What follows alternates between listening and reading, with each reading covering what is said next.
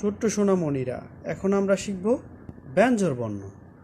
ক, খ, গ, গ, ঙ, ছ, ছ, বর্গীয় জ, জ, ইয়, ট, ঠ, ড, ড, মধ্যাহ্ন, ত, থ, দ, ত, দন্তান্ন। আমরা আবার পড়ছি।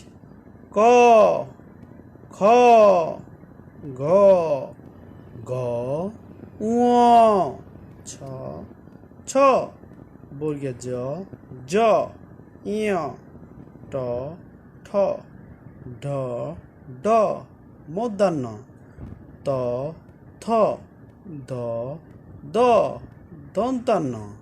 সবাইকে অসংখ্য ধন্যবাদ।